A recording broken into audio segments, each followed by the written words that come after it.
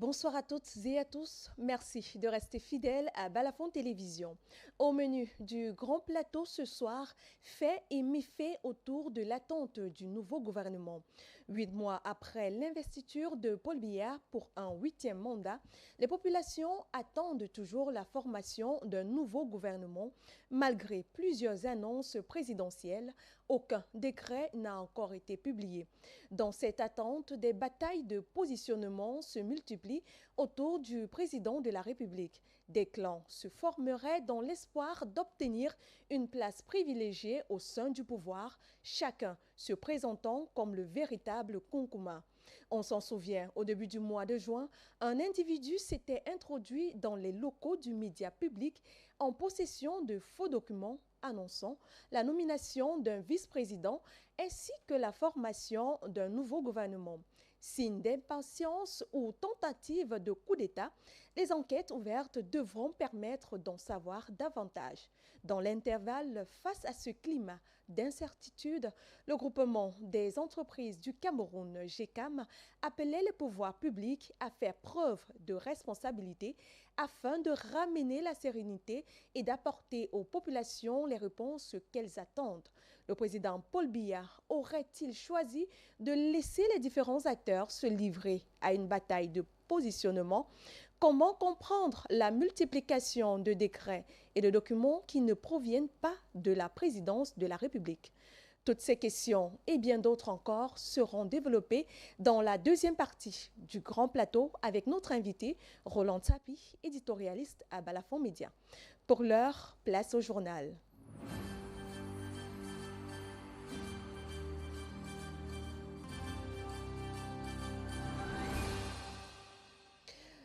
Bienvenue au journal. L'affaire impliquant l'activiste Jacques Bertrand a été renvoyée au vendredi 10 juillet 2026. Ce report intervient après la première audience au tribunal de première instance de Bonanjo à la suite de son arrestation le 1er juillet 2026 à Yopoué.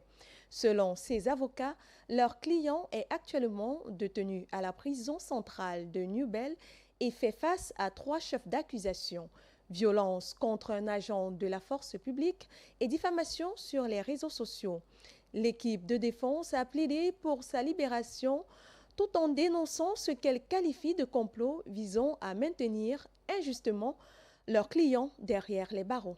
Fon René Marquez nous en dit plus. Lawyers representing activist Jacques Bertrand say their client is being held at Newberg Prison on 3 charges, including defamation on social media. Déjà, les chefs d'accusation sont violence à fonctionnaires, trouble du service public et diffamation sur les réseaux sociaux. During his first hearing at the Bonanjo Court of First Instance, the defense team pushed for his release. Nous avons fait une demande au tribunal de mise en liberté.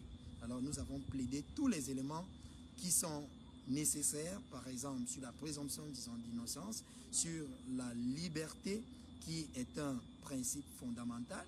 Nous avons plaidé le fait que ces infractions ne constituent pas des crimes qui sont passibles d'emprisonnement à vie ainsi que peine de mort. Nous avons plaidé le fait que Jacques Bertrand n'a jamais été brutal à qui que ce soit. C'est un entrepreneur et c'est un Camerounais très actif sur les réseaux sociaux. Some expressed concern that there may be a plan to unjustly keep his client in detention. Nous avons ce sentiment qu'il y a une machine qui cherche à faire éteindre M.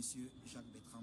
Et nous, en tant que citoyens camerounais, et nous, en tant qu'avocats, nous disons non à cela. Nous pensons que chaque Camerounais a des droits constitutionnels et aussi des droits fondamentaux qui sont encadrés par la Déclaration universelle des droits de l'homme.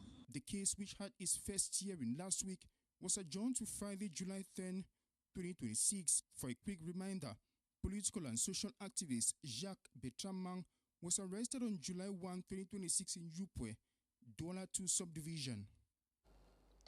En politique, Assemblée nationale, l'UDC dénonce le blocage de ses initiatives législatives. Ces députés affirment que plusieurs propositions de loi déposées depuis 2024 n'ont toujours pas été inscrites à l'ordre du jour du Parlement.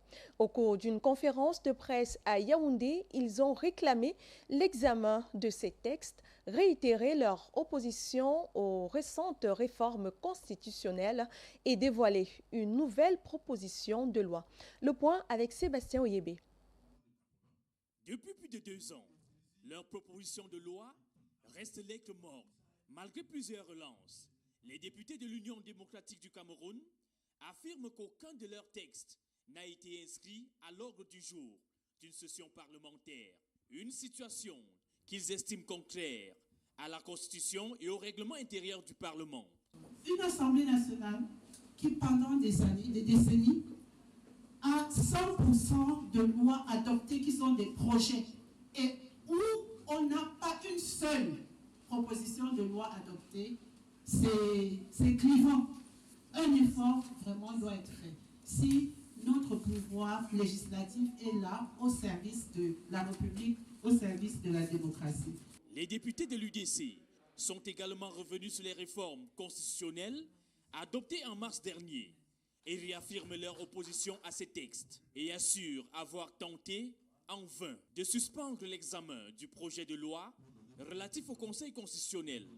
Ce pouvoir de nomination d'une personnalité qui peut, suivant le mécanisme constitutionnel prévu dans la même révision, devenir chef de l'État, nous l'avons trouvé non seulement antidémocratique, mais aussi contraire à la Constitution elle-même, qui dispose que le président de la République est élu de la nation tout entière. En dépit de ces désaccords, l'UDC entend poursuivre son offensive parlementaire. Le parti annonce le dépôt d'une nouvelle proposition de loi et demande que l'ensemble de ces initiatives soient enfin examinées conformément aux procédures parlementaires. Toujours en politique, report successif des scrutins locaux, le mouvement pour la renaissance du Cameroun dénonce une stratégie visant à fragiliser l'opposition et particulièrement son parti.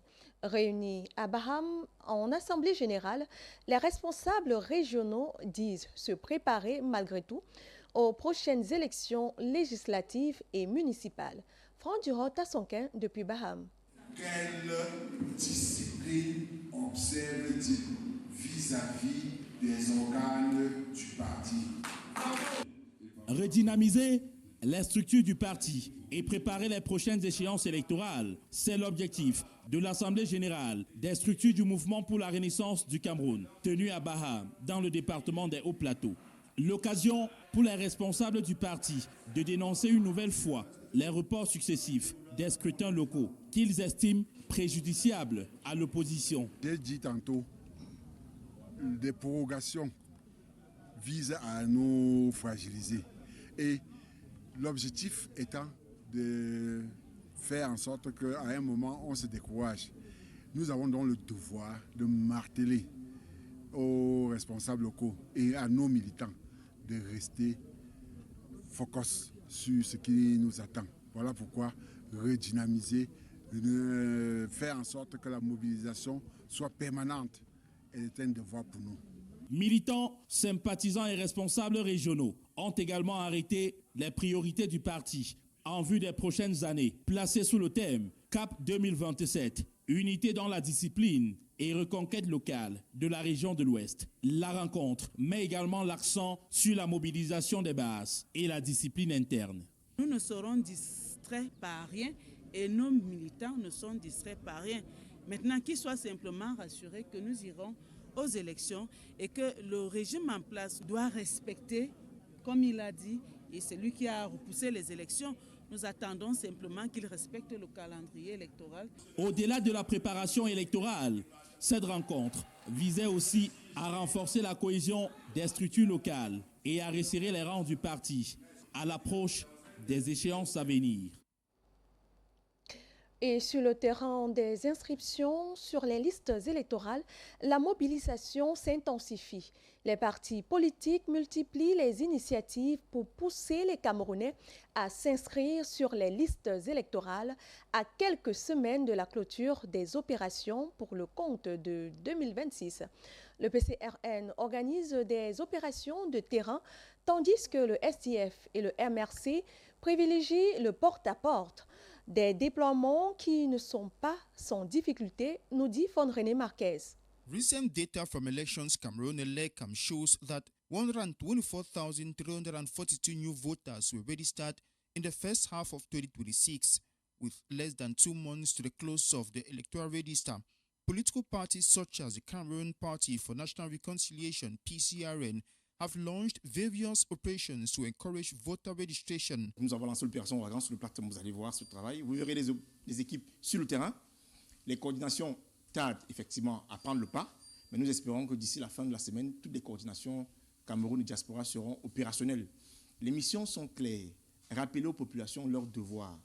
Rappeler qu'un citoyen sans carte d'électeur est un citoyen sans pouvoir. Gabriel Ngomsi, president of the SDF Dibombari constituency, says they have intensified door-to-door campaigns. Nous sommes passés à une autre étape, celui du porte-à-porte.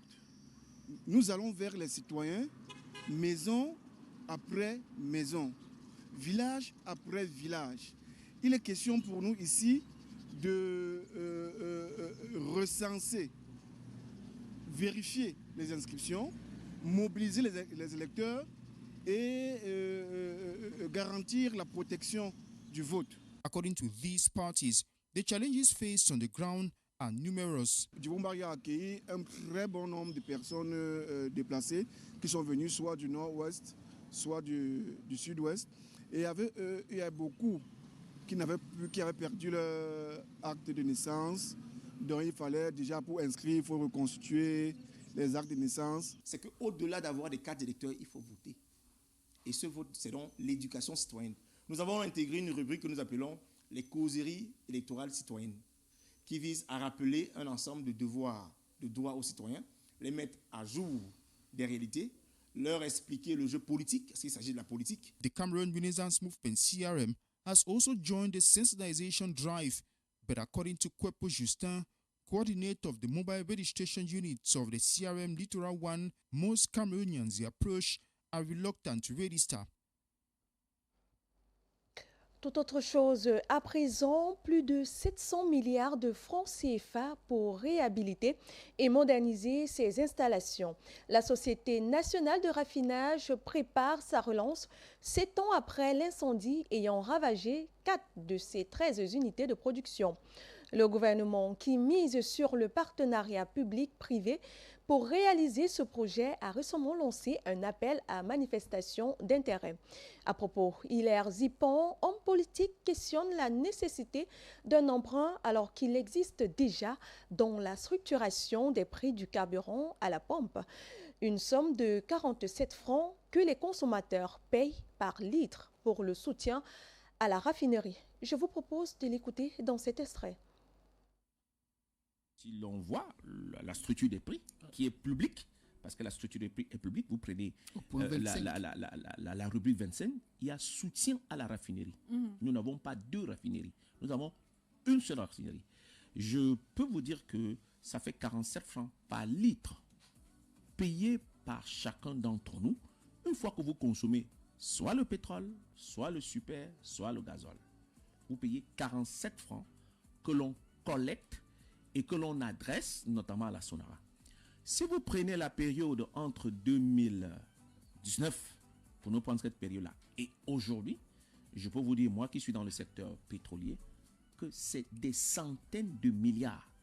Je n'ose pas ici vous donner le chiffre exact, mais je défie quiconque pour s'opposer à ce chiffre-là, du moins à cette approche-là, pour dire que nous avons déjà contribué depuis cette période à l'ensemble de ce montant. Je répète, nous avons déjà contribué à retrouver ce montant depuis cette période-là. Ça veut simplement dire que depuis 2019 jusqu'en 2026, si l'on prend les 47 francs multipliés par le litrage sorti de la SCDP vendu auprès des consommateurs camerounais, effectivement, nous avons déjà les 700 milliards. Alors, lorsque on nous dit qu'on cherche 700 milliards, la question, elle est simple. Où sont passées, bien entendu, les sommes collectées pendant cette période-là, à partir de la structure des prix? Consciente que le whisky en sachet est un produit mortel ou au moins qui entame considérablement la santé physique et mentale des populations, les autorités font semblant de l'interdire, mais par la pirouette des moratoires permettent que le produit continue d'exister légalement sur le marché. La sentence est pourtant tranchée le feu quand il s'agit des autres produits dont la menace pour la santé est établie. De quoi se demander à qui profitent les dégâts que cause ce produit dont l'interdiction agit sur lui comme un fertilisant. Roland Sapé. La question aujourd'hui n'est plus de savoir pourquoi les multiples interdictions ont plutôt un effet multiplicateur de ces sachets de whisky sur le marché. Il faut déjà noter qu'au Cameroun, interdire quelque chose, c'est plutôt y imposer une taxe informelle et laisser le soin à ceux statutairement missionnés pour veiller à l'interdiction d'en fixer les prix, souvent à la tête du client. Une activité interdite peut s'exercer en toute tranquillité une fois que cette taxe est payée. C'est le percepteur de la taxe qui devient le gardien de l'activité. L'interdiction devient pour lui une assurance vie dont il perçoit la prime à volonté avec le chantage exercé sur celui qui mène l'activité. Les débits de boissons sont interdits d'ouverture. À partir d'une certaine heure, cette heure devient l'heure de pointe pour l'agent contrôleur. Sa déception sera grande s'il arrive que tous les débits concernés ont respecté l'interdiction. Il en est de même pour l'interdiction du whisky en sachet. Quel problème voulait résoudre celui qui a interdit au départ le whisky en sachet? En écho, il parle de problèmes de santé publique, d'une part à cause de l'inadéquation entre le produit et le plastique de conditionnement, d'autre part pour la qualité du produit et des dangers liés à la consommation. Le whisky, même de bonne qualité, est déjà un problème de santé. À plus forte raison, celui qui échappe à tout contrôle en sachet est accessible. Plus qu'un problème de santé, le whisky en sachet est en réalité une arme à effet lent, mais une arme quand même. Parfois à effet immédiat, en atteste cette petite fille décédée dans le département d'Undé après avoir consommé 2 sachets pris dans leur boutique. Celui qui interdisait les sachets voulait en fait retirer une arme destructrice qui cause la mort. À partir de ce moment, il devient incompréhensible qu'il aille de moratoire en moratoire comme pour donner du temps à cette arme de décimer le plus possible. Un peu comme si le ministre de la Santé constatait qu'un médicament provoque des effets indésirables allant jusqu'à provoquer la mort et au lieu de le retirer des pharmacies et interdire la fabrication ou l'importation, donne plutôt un temps aux pharmaciens pour écouler les stocks déjà en magasin. Proroger le temps de retrait du whisky en sachet du marché, même sous le prétexte de protéger les intérêts économiques, c'est donner du temps aux populations de mourir. Quand il s'agit des médicaments de contrefaçon, la réaction est tranchée au feu. Pourquoi 2 poids 2 mesures quand il s'agit du whisky en sachet qui a intérêt à ce que ce produit continue de décimer les populations physiquement et mentalement? À qui profite le crime? On ne peut que se poser des questions. En santé, toujours, le choléra continue de faire des victimes dans l'extrême nord. Le dernier bilan fait état de 166 cas confirmés, 109 cas actifs et 10 décès. Face à cette recrudescence, le ministre de la Santé publique a conduit en fin de semaine dernière une réunion de coordination à Maroua pour renforcer la riposte. Les autorités misent sur une surveillance accrue, la gratuité de la prise en charge et une intensification de la sensibilisation des populations afin de contenir rapidement l'épidémie. Écoutons ici le ministre de la Santé publique, le docteur Manaouda Malaché. Exactement quelle est la situation épidémiologique. Et le second objectif, c'est de rassurer la population parce que le choléra, c'est pas partout dans l'extrême nord. Aujourd'hui, sur 2 districts confirmés et 2 suspects. Et donc, on est encore sur le département de Rhône-et-Charles. Maintenant, en termes de mesures, nous avons dans le cadre de la coordination, monsieur le gouverneur de la région de l'extrême nord a activé, n'est-ce pas, le comité de gestion et de lutte contre le choléra. Le EGI, qui est le système de gestion de l'incident, également au niveau de la région, a été activé. Au niveau du département du Rhône-et-Charles également, ce EGI est activé et les réunions sont faites. En sport, la 11e phase de finale de la Coupe du Monde se déroulait en 1978 en Argentine, dans un contexte de violation des droits humains et des milliers de crimes commis par la junte militaire. Arrivé au pouvoir par coup d'État en 1976, le général Jorge Videla règne avec terreur. Le dictateur réprime dans le sang l'opposition politique et la société civile. Le pays enregistre plus de 20 000 personnes portées disparues. À la veille de la compétition, avec l'arrivée des délégations, les étrangers sont impressionnés par le déploiement de l'armée dans toutes les villes hôtes du tournoi. Les Argentins manifestent pour dénoncer aux yeux du monde entier les dérives autoritaires du régime Videla. Jean-Paul Chouniat revient sur ces moments douloureux de l'histoire politique argentine qui a précédé les 25 jours de compétition de la Coupe du Monde de 1978. Le général Jorge Videla avait pris la direction de la junte militaire en 1976 au moment du coup d'État. En cette décennie 70 finissante, l'Argentine vit toujours dans la terreur depuis l'arrivée des militaires au pouvoir en 1976. Le généralissime Jorge Rafael Videla et ses troupes mènent le pays à la baguette. Disparitions, emprisonnements, tortures sont monnaie courante. La tenue de la 11e édition de la Coupe du Monde se passe dans une atmosphère de dictature. Les pays participants s'indignent. Un peu partout, des voix s'élèvent contre l'organisation de l'épreuve dans une nation où les droits de l'homme sont bafoués, la torture institutionnalisée. Des manifestations ont lieu en Europe et en France.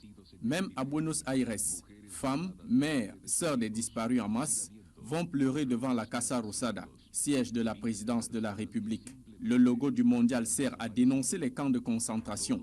Le boycott de cette Coupe du Monde est envisagé, vu les similitudes avec les Jeux Olympiques de 1936, sous le règne hitlérien. Mais contre vents et marées, le rendez-vous est honoré. Dès fin mai 1978, le monde du football se retrouve à Buenos Aires, Cordoba, Mar del Plata, Rosario et Mendoza. L'Argentine s'ouvre un instant à l'extérieur. Tout le peuple a une folle envie de vivre des moments différents, surtout marquer une pause avant de replonger dans les malheurs quotidiens. La vie est certes difficile, mais chacun veut en profiter goulûment. Avec l'arrivée du flot d'étrangers, les villes sont véritablement militarisées. Des journalistes français fraîchement arrivés à Buenos Aires ont vécu la douloureuse expérience en compagnie d'un ami à eux, correspondant à l'agence France Presse. Ils se sont retrouvés un soir plaqués contre un mur, bras levés, jambes écartées, fusil mitrailleur dans le dos, après avoir pourtant décliné leur identité et nationalité. Argentina, Argentina. En dépit de ces tracas, la foule de Buenos Aires, Cordoba, vibre déjà au rythme de la compétition. Le monde découvre une ambiance de fête. Les papelitos, ces bouts de papier qui s'envolent dans le stade et laissent croire à une chute de neige. Les rubans bleus et blancs, aux couleurs de l'Argentine, tombent des tribunes. Des habitudes qui vont faire des émules en Europe après la Coupe du Monde de 1978.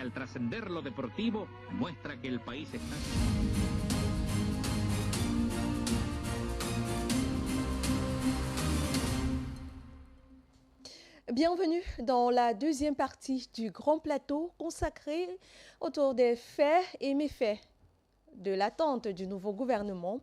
Et avec nous sur ce plateau pour en parler, Roland Tapi, éditorialiste à Balafon Média. Bonsoir et bienvenue. Bonsoir Linda et bonsoir à tous les téléspectateurs qui nous regardent en ce moment. Alors, 8 mois après l'investiture du président Paul Biya, comment comprendre l'absence d'un nouveau gouvernement ? J'avoue que la question est assez difficile, hein, parce qu'aujourd'hui, effectivement, tout le monde se pose la question, qu'est-ce qui se passe? Pourquoi il n'y a pas de nouveau gouvernement? Et puis, de l'autre côté, il y a également des gens qui disent, OK, le président, c'est le président de la République, il ne faut pas lui mettre de la pression et tout. Mais il faut déjà comprendre que autant la présidence est une institution, autant l'élection du président de la République est régulée, autant dans la Constitution qui régule tout ça, il y a des dispositions précises qui donnent le droit aujourd'hui à tout Camerounais de pouvoir exiger, je dis bien exiger un nouveau gouvernement. Pourquoi? Parce que la Constitution remet tout à plat. On doit toujours repartir en base zéro chaque fois qu'il y a une nouvelle élection. Parce que la Constitution dit que le président est élu pour un mandat de 7 ans. Et elle dit, le président nomme un premier ministre et sur proposition de celui-ci, un gouvernement. Quand la Constitution le stipule ainsi, elle ne veut pas savoir si le président qui est là a d'abord été là ou pas.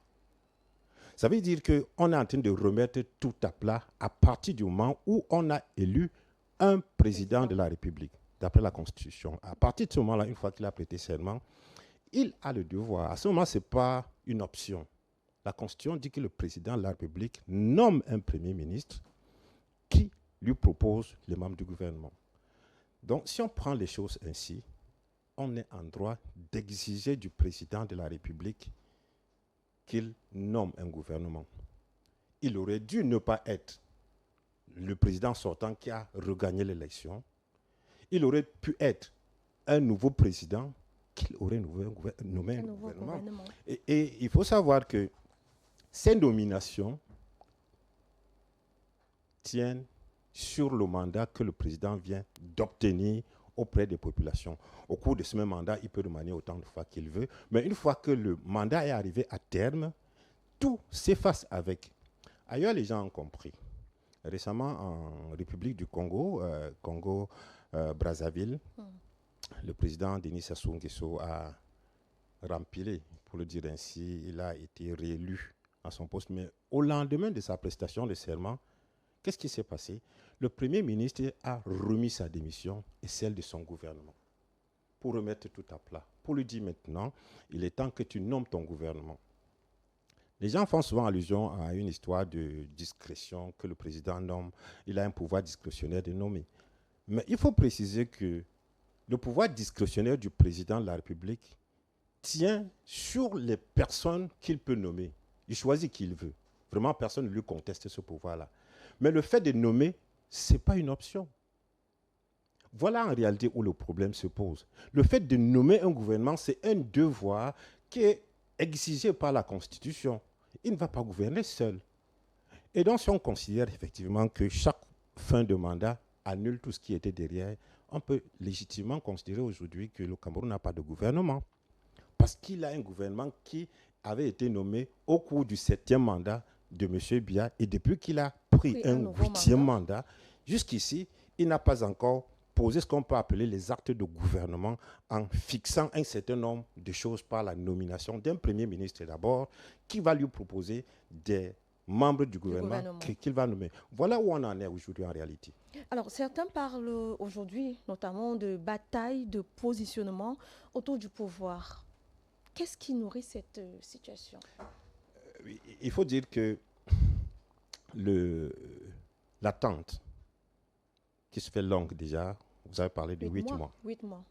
Elle est déjà suffisamment longue. Et il faut dire, et ça c'est légitime, qu'il y a des personnes qui se sont battues, qui se sont sacrifiées pour que M. Biya ait cette victoire. Et ils se sont battus avec autant d'énergie parce qu'ils avaient en perspective une récompense qui devrait suivre les sacrifices qu'ils ont consentis. Et cette récompense, c'est quoi? L'accès au gouvernement, la nomination à tel ou tel poste et autres. Ça. C'est légitime pour tout homme politique, pour toute personne qui se bat pour une cause. Une fois que l'élément principal de la cause a été obtenu, on est en droit d'exiger ou bien de réclamer d'une manière ou d'une autre les fruits de cette victoire. Ceci étant, il faut aussi comprendre que le président Biya, qui n'est pas à son premier mandat, ni à son deuxième, ni à son troisième, a malheureusement, je peux le dire ainsi, eu le temps de construire autour de lui, ou bien de laisser se construire autour de lui les différents clans. Justement, est-ce qu'on parlerait là des guerres de clans? Par rapport à ce qui se passe maintenant, bien, si on part du fait qu'il est absent du pays en ce moment, le président Biya, et que, comme vous le disiez à l'entame, le 12 juin dernier, quelqu'un s'est présenté dans les locaux de la CRTV, la télévision d'État, avec des soi-disant décrets. On peut même s'amuser à se dire que c'est des gens qui, à un moment donné, ont pensé que la nature a horreur du vide, qu'il faut un gouvernement. Comme ils traînent à en nommer un, il faut que nous les en nommions à sa place. Malheureusement, c'était une tentative malheureuse.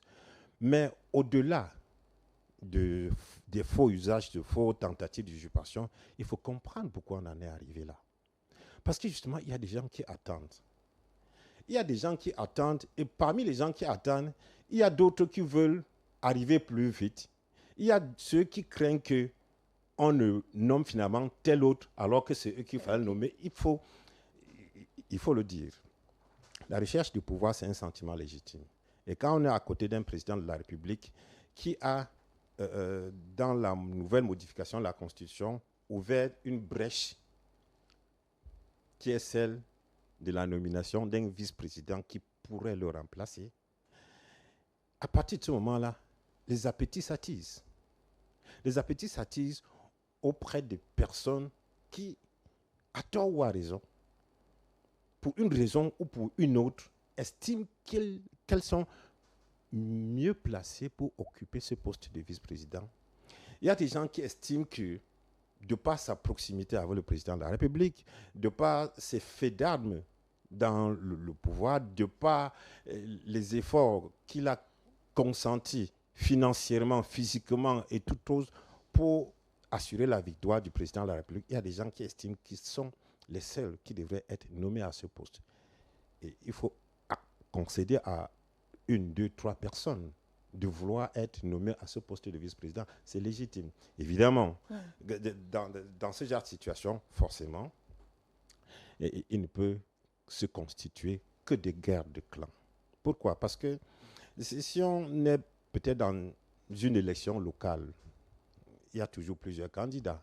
Chaque candidat forme un camp. Un camp, oui. La différence ici, c'est que ce ne serait pas une élection.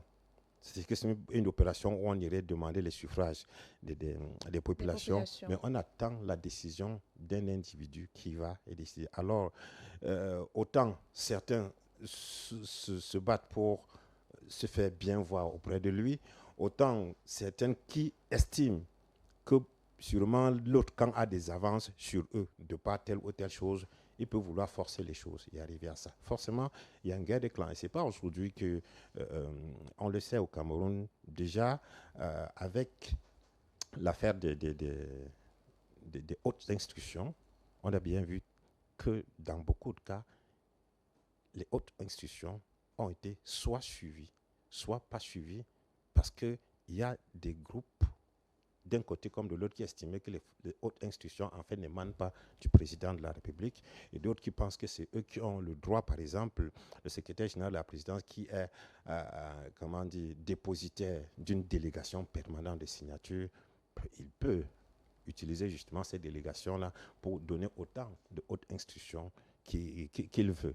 Mais il faut toujours se dire qu'il a beau être à cette place de secrétariat de la présidence de la République, générale de la présidence de la République, il n'est pas toujours aimé de tout le monde à côté.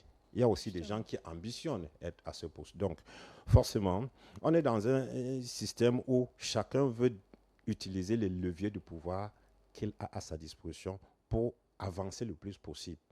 Et comme maintenant la Constitution prévoit la nomination d'un vice-président qui, et ça c'est le plus intéressant, qui devra remplacer le président de la République et achever son mandat, ça veut dire que tout le monde peut estimer que, bon, ok, c'est vrai que je ne pourrai jamais aller aux élections et pouvoir gagner, mais si je peux devenir président de la République par une nomination au poste de vice-président, pourquoi ne pas tenter ma chance? Pourquoi ne pas bagarrer pour être la personne qui sera, je vais dire, l'élu, le choisi du président de la République? Forcément, dans cette atmosphère-là, on ne peut pas vivre, on ne peut pas ne pas imaginer une guerre de clans tout autour. Ce serait un peu se voiler les yeux que de dire qu'il n'y a pas de guerre de clans auprès du président de la République. Et je dis c'est normal. C'est normal dans toute république, c'est normal dans toute situation où il y a une quête permanente de pouvoir.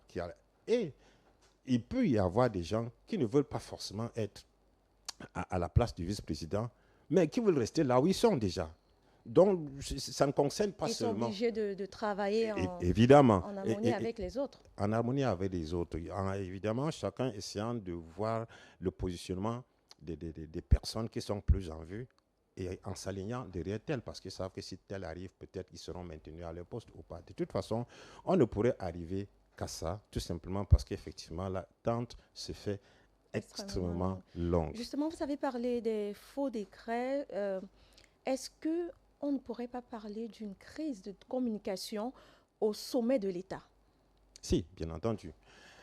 Bien entendu, parce que déjà cette crise est orchestrée par le président de la République lui-même.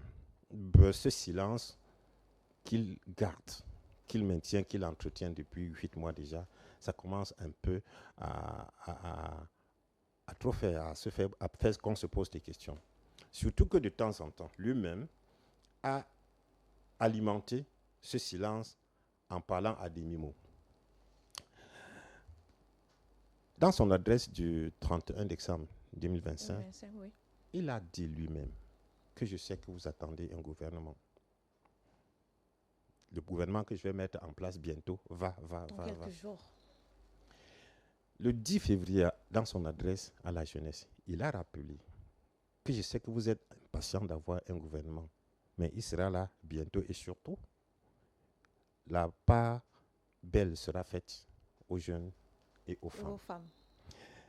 C'est-à-dire que chaque fois qu'il est sorti depuis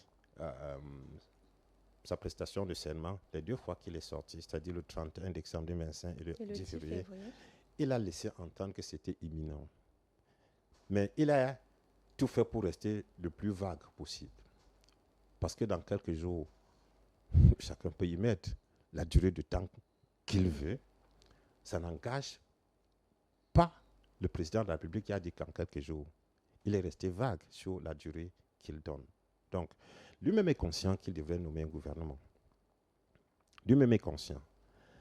Bon, qu'est-ce qui bloque? Ça, c'est peut-être la grande question. Mais en attendant, il y a des gens, comme on dit souvent, qui rongent les freins et qui, à un moment donné, ne peuvent pas supporter.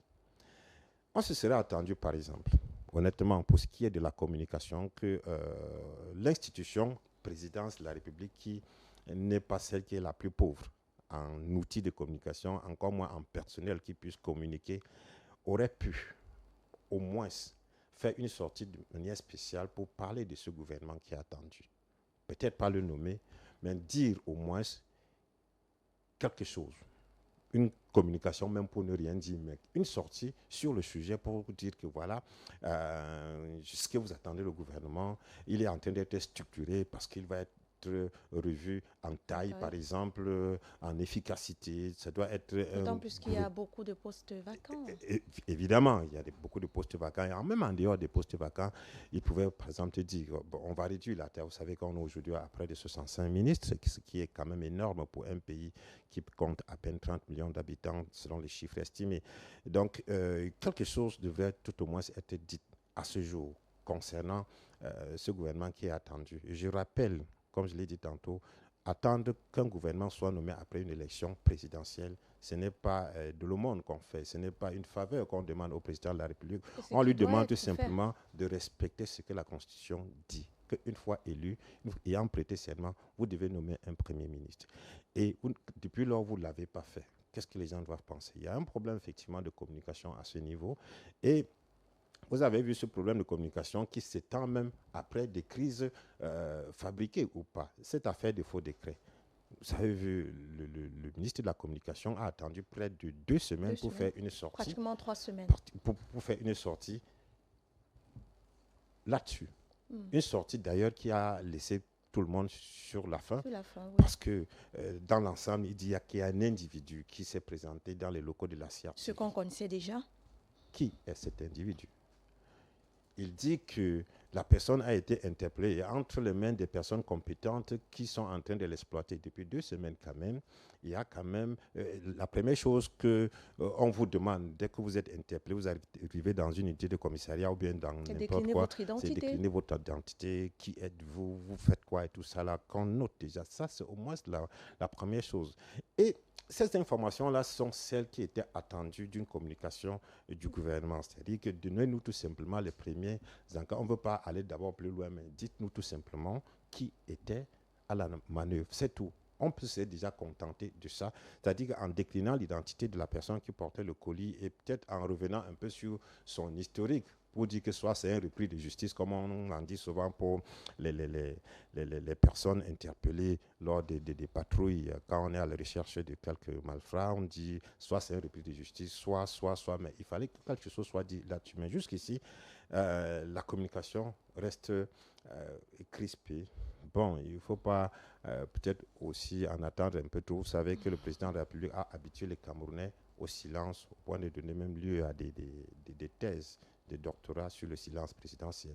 Donc, ce n'est pas nouveau que rien ne soit dit. Ce n'est pas nouveau qu'il reste aussi silencieux.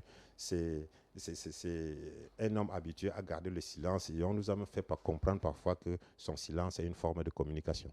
Alors, le GECAM a récemment appelé les pouvoirs publics à davantage de responsabilités. Pourquoi le secteur économique semble-t-il aujourd'hui se préoccuper par cette situation? Vous savez, après une élection présidentielle, il y a ce qu'on appelle la redistribution des cartes en réalité. Et même si on ne le dit pas assez, le secteur économique est très attentif à cette redistribution de cartes. Le secteur économique veut savoir qui vient à l'administration territoriale, par exemple, qui est nommé ministre des Finances, qui est nommé ministre des petites et moyennes entreprises, tout ça là. Avec qui est-ce qu'on va composer désormais pour pouvoir développer des stratégies relationnelles auprès de ces personnes-là et continuer à négocier un certain nombre de choses dans la perspective de mise en place des structures économiques ou bien de commencer s'ils n'avaient pas encore continué. On voit un peu. Parce que quand on est dans une longue attente maintenant, évidemment, le patronat est inquiet. C'est un peu le flou dans la tête. Comment ça va se passer? En même temps que le patronat lui-même est inquiet, les politiques qui sont encore en place ne sont pas aussi sereins qu'on pourrait le croire. Parce que chacun vit désormais et travaille avec un sens un peu distrait. Il ne sait pas ce qu'on va dire au journal de 17h. Il ne sait pas s'il va rester là jusqu'au lendemain. En conséquence, il ne veut pas prendre des engagements sur des choses qu'il ne va pas faire. Et de l'autre côté, surtout du patronat, il ne veut pas engager un certain nombre de choses avec quelqu'un qui ne va plus être là le lendemain parce que ça l'obligerait à recommencer. Et cela est d'autant plus significatif au Cameroun que vous savez très bien qu'il y a un langage selon lequel il faut suivre son dossier.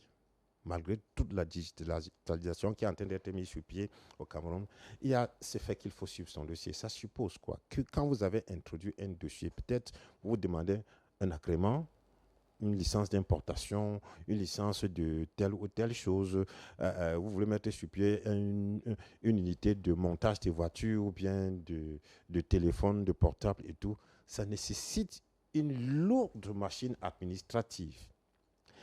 Et les opérateurs économiques se disent quand même que s'il y avait de nouvelles personnes, ou plutôt, si on avait reconduit les mêmes personnes, parce que quand on demande qu'il y ait un nouveau gouvernement, ça ne veut pas forcément dire qu'il faut de nouvelles personnes. Je vous ai pris l'exemple tantôt de la République du Congo. Le Premier ministre qui a démissionné a été reconduit à son poste. Donc, c'est cet acte de nommer qui enclenche tout. Parce que s'il y avait eu un acte de nomination, même en reconduisant les mêmes qui sont là aujourd'hui, on saurait qu'on est déjà dans un nouveau mandat et on ne serait plus dans une période d'attente. C'est ça qui fait problème aujourd'hui. On ne serait plus on saurait que, bon, ok, les mêmes ont été reconduits, on peut entamer des négociations avec telle ou telle personne parce qu'on se dit très bien que si on a nommé un gouvernement aujourd'hui, ce n'est pas dans 6 mois, dans 1 an qu'on va remarquer. Ça veut dire qu'on leur donne quand même une marge minimale de 3 à 4 ans si on peut s'attendre à un nouveau gouvernement. Encore que si c'est avec M. Paul Biya, il faut se dire très bien que déjà par le passé, il a nommé un gouvernement qui a fait 7 ans complètement sans être touché. S'il doit rester dans le même logique, ça veut dire que, ok, Si on a les mêmes personnes aujourd'hui, on y va. C'est le gouvernement qui est là. C'est ce que les autres attendent. Parce qu'il serait risqué pour eux, comme je dis tantôt, d'engager un certain nombre de choses avec les personnes qui sont là et pour que le lendemain, ils soient enlevés. C'est quand même très compliqué. Ça veut dire qu'il faudrait reprendre la procédure à zéro. Il faudra reprendre toutes les démarches qui ont été faites officiellement et officieusement, parce qu'il faut toujours intégrer cet aspect-là. Il faudra reprendre tout à zéro, et ce qui n'est pas toujours aisé pour les hommes d'affaires, pour qui il faut toujours le retenir, le temps, c'est de l'argent. Alors, si vous deviez résumer la situation actuelle, sommes-nous face à une attente normale, à une crise silencieuse, ou alors à une bataille de succession? Il y a un peu de tout ça, de toute façon. On est dans une période d'attente. Et comme j'ai essayé d'expliquer tantôt, l'attente est toujours accompagnée, ou bien la caractéristique première d'une attente, c'est l'anxiété. C'est l'incertitude. C'est du stress. Qu'est-ce qui va se passer? Est-ce que je peux avancer? Non, on ne sait jamais. Il faut que j'attende encore un peu. On peut. Cette période d'attente, je peux dire, ne fait pas du bien à personne. Ne fait du bien à personne. Parce que autant l'opérateur économique, autant le membre du gouvernement qui est là, ils sont dans l'inquiétude. De même que tous ceux qui ont travaillé à la victoire du président de la République, stress, ils sont impatients. Surtout qu'il y a beaucoup qui ne sont même pas au gouvernement, qui ne sont pas au gouvernement, qui sont de l'extérieur. Vous vous rappelez les affaires du G20, G35, autres là. Il y en a beaucoup qui ont travaillé là et qui attendent impatiemment ce gouvernement dans lequel ils espèrent avoir une place. Il ne faut pas les en vouloir pour ça non plus. Je dis c'est légitime. Parce que on devrait laisser de côté la manière et ceci ou cela, parce que généralement en politique, on dit la fin justifie les moyens. Quels que soient les moyens qui ont été utilisés pour que leur champion soit vainqueur, c'est bon. La victoire est actée, institutionnalisée, il a prêté serment. Maintenant, qu'est-ce qu'on fait? Il y en a beaucoup comme ça qui sont en attente de pouvoir rentrer dans le gouvernement et pouvoir, vivre une nouvelle vie, comme on dit souvent. Donc, toute cette période-là, avec l'anxiété, je peux vous rassurer que des gens peuvent tomber malades aussi. Les gens peuvent tomber malades. Et comme nous, on est au Cameroun ou bien chez les Bantous, c'est vrai que cette période-là, ça fait aussi l'affaire des marabouts parce qu'ils sont de plus en plus sollicités ces derniers temps pour être sûrs qu'ils font partie de la galaxie qui sera choisie. Et pour cela, il faut consentir à tous les sacrifices. Et même ces marabouts, ils profitent justement de cette anxiété pour extorquer au maximum en vous disant que, bon, hier, on a sacrifié plutôt une chèvre. Aujourd'hui, il faut 2 vaches parce que la couleur qu'on a même sacrifiée hier, là, c'était pas la bonne et tout. Évidemment, ça fait leurs affaires. Donc, il y a cette affaire d'attente qui est un réel problème qui devrait être résolu. L'autre chose, c'était quoi? Une crise silencieuse. Bien entendu, évidemment, quand on est dans une attente pareille, forcément, on rumine des choses en bas. On rumine des choses en silence. On se pose des questions. On regarde tel. On soupçonne même tout le monde. Tant que cette affaire n'est pas clarifiée, je peux vous rassurer qu'il y a des gens qui vont continuer à se regarder en chien de faïence parce que se redoutant les uns les autres, ou bien craignant que c'est tel qui soit choisi à la place de tel, ou bien craignant de ne pas entrer au gouvernement malgré les promesses qui ont été faites. C'est le clan de l'autre qui sera choisi et pas le nôtre. Il y a une crise. Et quand on parle de crise, souvent, il ne faut pas voir des choses qui se passent de manière ouverte, ou bien on est en train de bagarrer physiquement, ou bien les uns et les autres sont en train de casser sur les normes. La réelle crise est interne. C'est elle qui tue même à petit feu. Parce que les scientifiques et les médecins vous expliqueront que le corps humain, quand il est stressé, il est en crise, il n'est pas serein, il y a des substances nocives qui sont créées dans le corps qui forcément atteint votre fonctionnement normal. De l'estomac. On va vous dire qu'il a l'estomac C'est-à-dire qu'il a des ulcères gastriques parce qu'il y a une sécrétion un peu plus importante de la bile à cause du stress qu'il est en train d'endurer tout le temps. Il y a des crises comme ça. Mais maintenant, jusqu'où vont aller ces crises? Est-ce que ces crises s'étendent justement à des niveaux où on peut commencer à fomenter des choses pour essayer de sortir de là? Possible. Parce que les faux décrets, c'est un exemple de là où on peut aller. Voilà. Et la troisième chose, c'était à une bataille de succession. Bien entendu. Qu'est-ce que vous pensez en fait? La réalité nous rattrape toujours en fait. Et aujourd'hui, on est en face d'une situation que personne ne peut nier. Déjà sur le plan biologique, le président de la République a déjà atteint un âge respectable. Âge qui devrait permettre qu'il prenne sa retraite. Mérité d'ailleurs, et qu'il devienne le sage qu'on arrive au village et on consulte parce qu'il doit être dépositaire d'un certain nombre de sagesse qui ne se trouve pas partout. En plus d'avoir été président de la République, c'est-à-dire d'avoir été confronté à des situations, connaissant comment le pays marche et tout ça. Toutes les générations. C'est à ça qu'il devait être utile aujourd'hui. Ce n'est pas seulement le citoyen lambda qui le sait. Les premières personnes à le savoir, c'est son entourage. C'est son entourage. Et vous savez, avant de revenir ici, je vais faire une parenthèse pour expliquer que dans l'histoire de nos chefferies traditionnelles, il y a eu des situations où les chefs